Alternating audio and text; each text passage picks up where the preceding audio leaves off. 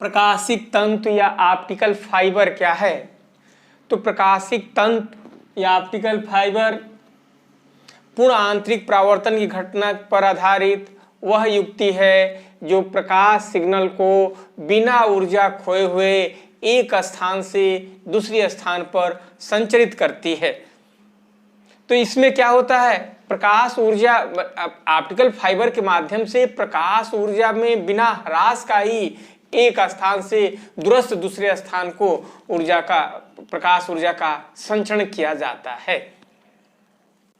इस प्रकार इस ऑप्टिकल तंतु के माध्यम से आपको दूसरे जैसे विद्युत सिग्नलों को, जैसे ऑडियो वीडियो सिग्नलों को आपको प्रकाश सिग्नलों में ट्रांसड्यूसर के माध्यम से परिवर्तित करके और उसे दूरस्थ स्थानों पर भेजने का कार्य किया जाता है। इस प्रकार यह दूर संचार के में और चिकित्सा के क्षेत्रों में भी एक महत्वपूर्ण भूमिका वर्तमान में निभा रहा है। आपका इसको अगर देखा जाए तो इस ऑप्टिकल तंतु में क्वार्ट्ज के से आपको बहुत पतली लंबी आपको तंतु का निर्माण किया जाता है, उसी को ऑप्टिकल फाइबर या प्रकाशिक तंतु कहते हैं। एक क्वार्ट्ज से बना होता है जिसका अपवर्तनांक 1.7 होता है और उसके बाहर उसको जो क्लाइडिंग होती है, अधिलेपन होता है, वो आपको सामान्य कांच से आपको किया जाता है जिसका अपवर्तनांक 1.5 होता है। इस प्रकार अंदर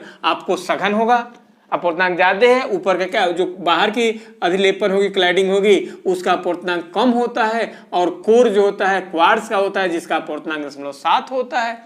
इस स्थिति में आपको अंदर सघन हो जाता है, आपको बाहर आपको उस अपेक्षा विरल है।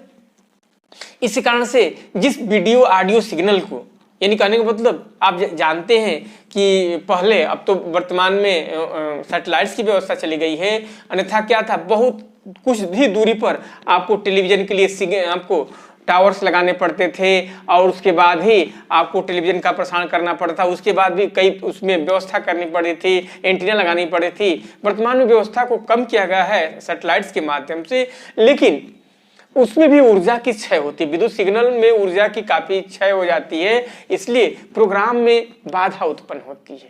लेकिन ये ऑप्टिकल फाइबर ऐसी व्यवस्था है जिसके माध्यम से विद्युत सिग्नलों को भी प्रकाश सिग्नल में परिवर्तित करके और बिना ऊर्जा खोए हुए दूरस्थ स्थानों पर संचरित करने का कार्य किया जा सकता है। और भाई खराब मौसम भी होगा तो उसका प्रभाव नहीं होगा, सिग्नल में से प्रकाश सिग्नल में कन्वर्ट करके और उसको दूरस्थ आपको इसके माध्यम से प्रेक्षित किया करके और वहां उसको फिर विद्युत सिग्नल में परिवर्तित कर किया जा सकता है। तो ये ऑप्टिकल आपका तंतु वही आपकी व्यवस्था है। तो इसमें संरचना में क्या है, इसमें क्वार्ट्ज की आपको अत्यंत लंबी और बहुत पतली यानी माइक्रोन कोट की होती है, जनरल में 10⁻⁻⁴ मीटर के भी कह सकते हैं। तो इस मीटर की आपको इस कोट की आपको पतली पाइप होती है, तंतु कहते हैं। और इस तंतु का जो कोर होता है वो क्वार्ट्ज का बना होता है। उसके बाहर का जो क्लाइडिंग होती है, अधिलेपन जो होता है, वो आपको सामान्य कांच से करते हैं जिसका अपवर्तनांक 5 होता है। इस प्रकार यह तंतु जो होता है ये पूर्ण आंतरिक परावर्तन घटना पर कार्य करता है। और जब आपको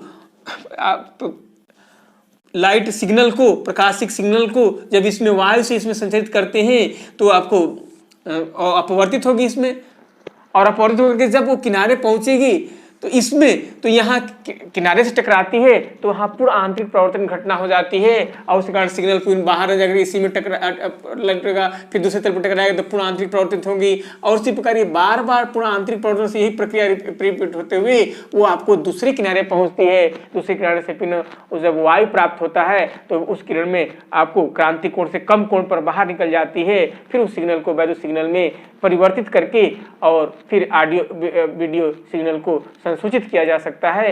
इस प्रकार यह ऑप्टिकल तंतु ऐसी व्यवस्था है जिसमें, अब देखिए इसकी विशेषता ये होती है, जो सामान जैसे चालक तार है उसमें एक सिग्नल को एक साथ भेज सकते हैं।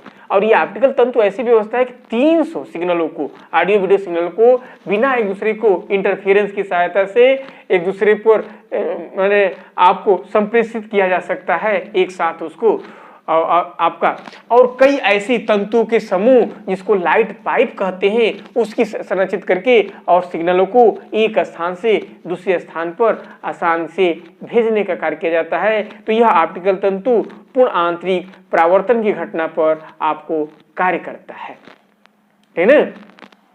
तो इसमें बिना ऊर्जा ह्रास किए हुए क्या होती है, आपको सिग्नल जो होते हैं एक स्थान से दूसरे स्थान पर संचरित हो जाते हैं, ठीक ना।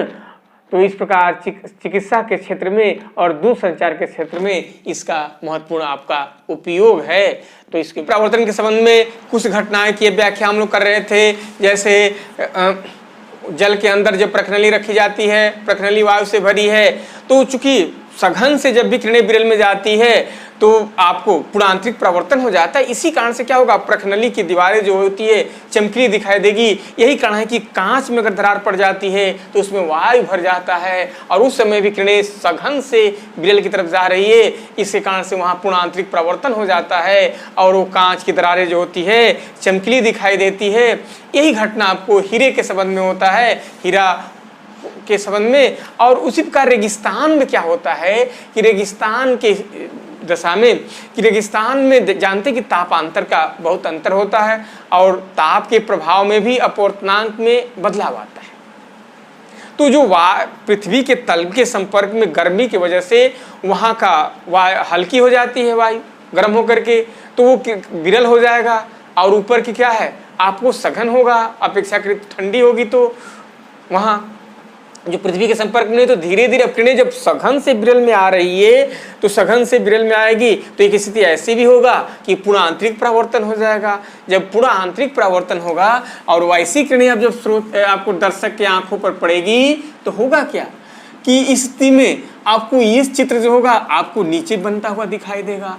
तो होता क्या है कि जो आकाश के जैसे रंग देखते हैं चमकीला, वो चित्र आपको पृथ्वी पर बन जाता हुआ दिखाई देता है और उस घटना कारण से कुछ दूरी पर वही आकाश जैसे चमकीला दिखाई देता है तो लगता है कि छिद्र पर पानी है। जैसे आप नदी किनारे दूर से देखते हैं तो नदी के किनारों का ऊपर का हिस्सा प्रकाश के परावर्तन कारण क्या होता है, चमकीला दिखाई देता है। वही स्थिति यहाँ पर होती है कि और रेगिस्तान में किस विशेष तरह से और भी होती चमक, वहाँ बालू की स्थिति में तो विशेष चमक उत्पन्न होता है। चमक में लगता है कि आगे पानी है। कभी कभी आप गर्मी के दिनों में रोड पर चलते होंगे, एकदम खुला रोड है तो वहाँ पर भी घटना एहसास हो जाती है, लेकिन रेगिस्तान में ये विशेष तरह से होती है। और यहाँ तक कि मनुष्य को नहीं, ये मृग को भी घटना के एहसास होती है। उसके लगता है कि कुछ दूरी पर आगे पानी है और फिर वहाँ जाता है तो पता चलता है कि कुछ दूर आगे पानी है और इसी प्रकार वो पानी की तलाश में भटकता रहता है। इसीलिए इसका नाम जो होता है मरीचिका दिखा गया है, मृग मरीचिका, यानी जो मिरेज कहा गया है। इसके मतलब कि इसमें होता क्या है कि उसमें आकाश का जो चित्र है वही पृथ्वी पर बनता हुआ दिखाई देता है इस पूर्ण आंतरिक परावर्तन की घटना कारण से, और इसीलिए एहसास होता है इसी आपको, ठीक ना।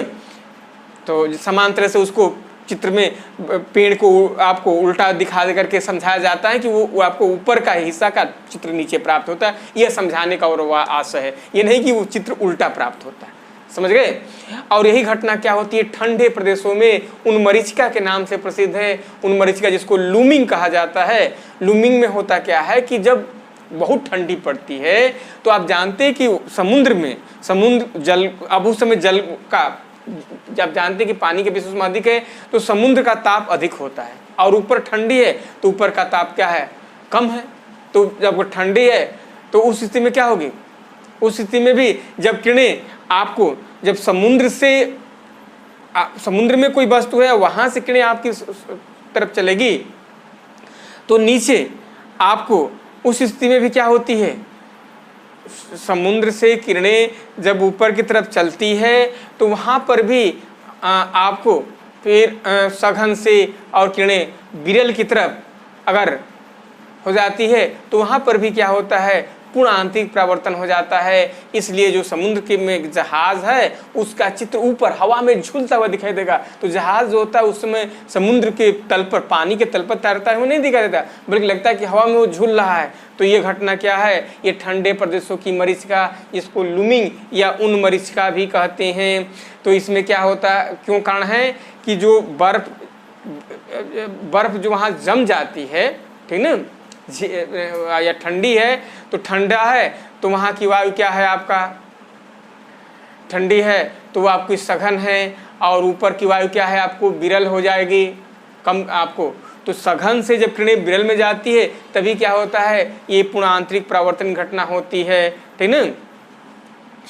अब आपको एक चीज और इसी पर समझना है कि मछली भी क्या होती है, अगर नीचे है तो सघन माध्यम में है, ऊपर का आपका संसार क्या है, ये खुला है, वो विरल है, और किरणें जो सघन से विरल में